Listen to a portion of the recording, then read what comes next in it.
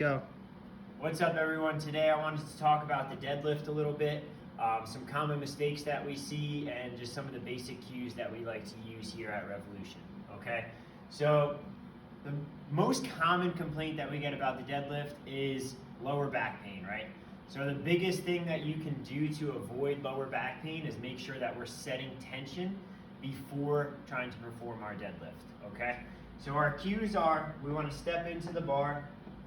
The barbell is going to come across somewhere in between the tongue of my shoe and the toes on my feet. All right, so we want to be somewhere in this area while we are performing our deadlift.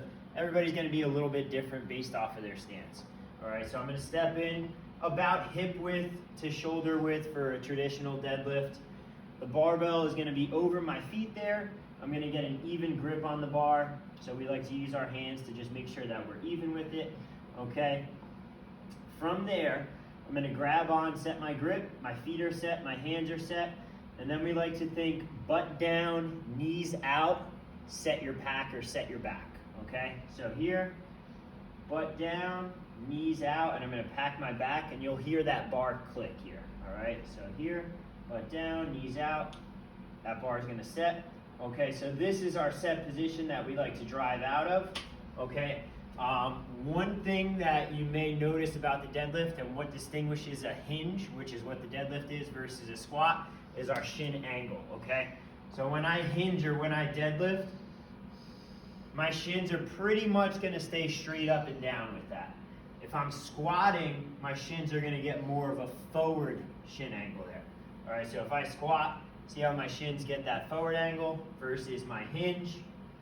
My shins are going to be pretty much straight up and down there, okay? So from there, again, step in, bars over my feet, hands are even. I'm going to take a deep breath in, butt down, knees out, pack my back. Once I get to here, I'm going to think drive through the ground, pull my hips forward, chest up. All right, I want to stand nice and tall at the top. We don't want to arch. All right, and we don't want to have an incomplete standing fully up there.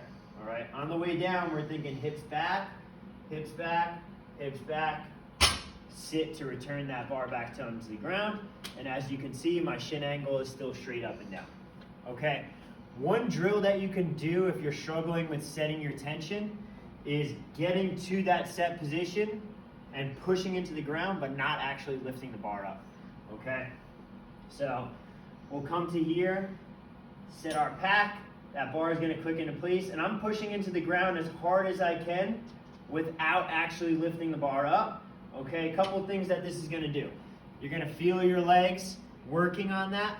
Okay, you'll also be able to notice if your back is rounding or if we're nice and packed there. If you can, if you have a mirror, set up sideways facing that mirror, and I'll be able to see if I'm rounded with my back versus if I'm in a good packed position there, okay? The last thing that we like to think about is hips and chest moving together.